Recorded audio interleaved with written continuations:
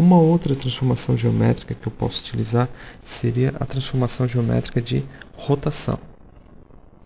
Para realizar a rotação, eu posso utilizar as teclas 1 e 2 e tenho que ter uma variável de rotação pré-definida. Essa variável de rotação ela seria o ângulo que essa imagem ela sofreria esse movimento de rotação na tela. Vamos então definir aqui uma variável de rotação. Ela também é do tipo glFloat.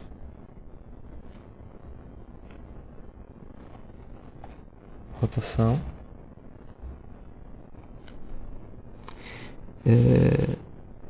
Eu altero aqui a minha função teclas.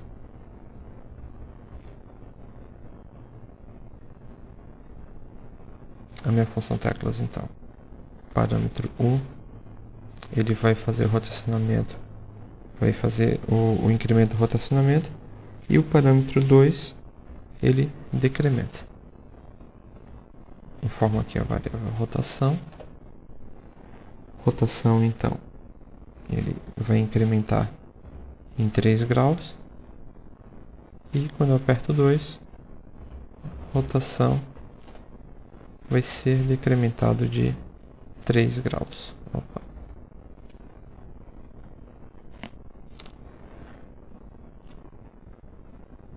Aqui a rotação começa em 0 graus. Para a figura ela não ter nenhuma ela está num ponto exato na tela, né? Ela para não começar inclinada. E assim como glScalef, eu tenho uma função chamada glRotatef. Nessa função eu vou passar o ângulo, no caso ali seria rotação, e passo então, ela vai ser em qual eixo ela vai ser rotacionada, no eixo X, Y ou então no eixo Z. A gente pode fazer aqui uma simulação de todos os eixos. No caso aqui, eu vou simular no eixo Z, compilo e executo o código.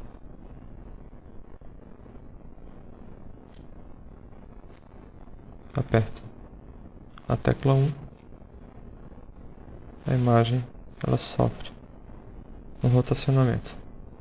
Se eu apertar a tecla 2, ela sofre um rotacionamento para o outro lado. Vamos testar então no eixo Y.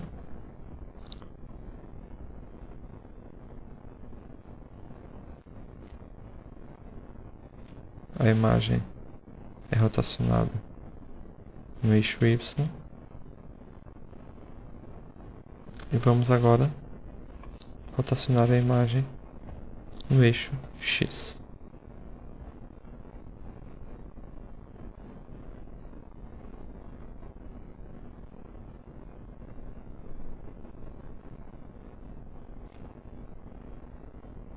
Certo. A última transformação geométrica que nós vamos apresentar aqui seria a transformação Translate. A transformação Translate ela vai fazer a figura ir da esquerda para a direita ou então de cima para baixo na tela.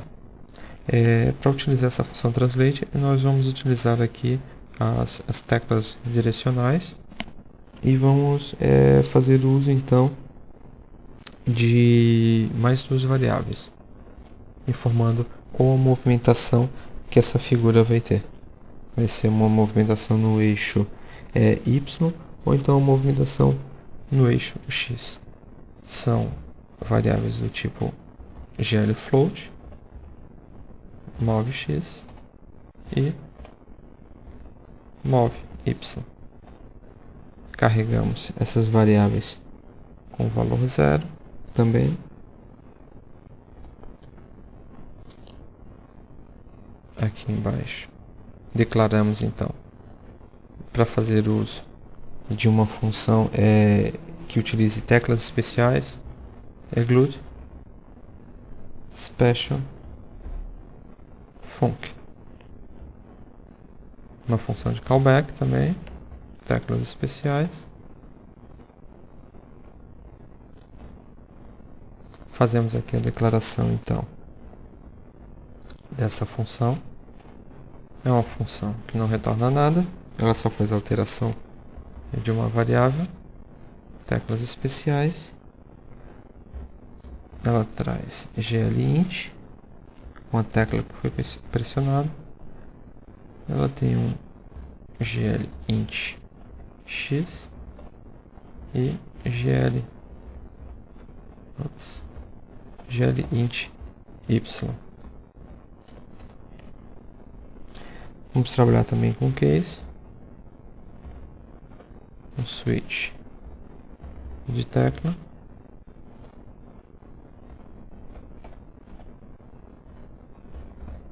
Caso a tecla pressionada, nós temos aqui chamadas GLUT para isso, seja uma tecla key up, ou seja, foi pressionado a tecla o direcional para cima. Nós vamos então fazer um incremento na variável moveY.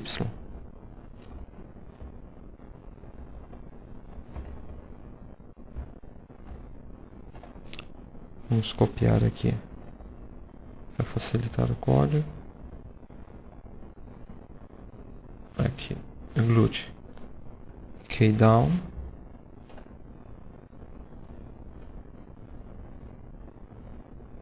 Eu vou decrementar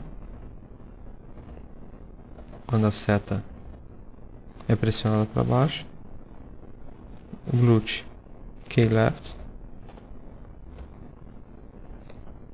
Aqui eu altero a variável moveX.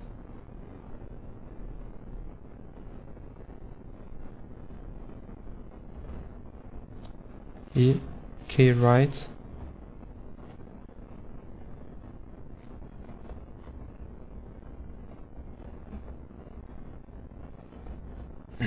Eu incremento aqui a variável moveX.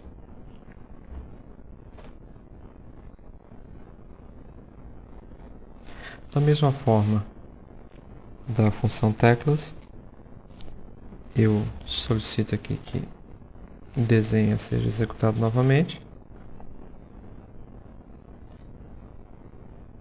Na função desenha, eu informo o uso da função gl translatf. Similarmente, ele vai ter os campos x, y e z.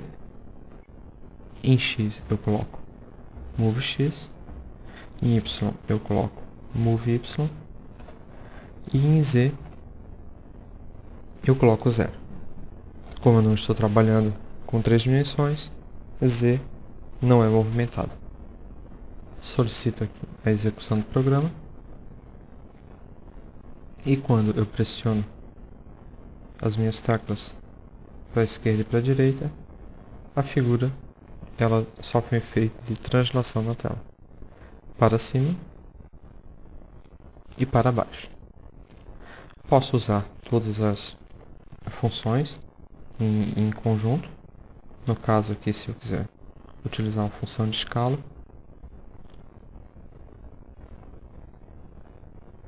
ou então se eu quiser fazer uma função de rotação, posso movimentar a figura, utilizar todas as opções simultaneamente.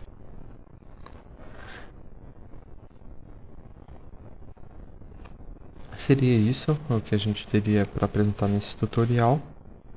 Esse código vai ficar disponível junto à apresentação, mas acredito que o mais interessante é seguir passo a passo esse tutorial em vídeo que nós fizemos, e acredito que vai ser de bom uso na necessidade de se utilizar essa biblioteca gráfica. Existem muitas outras funcionalidades, mas acredito que já serve como uma boa base. Muito obrigado para aqueles que nos acompanharam e encerro aqui esse tutorial.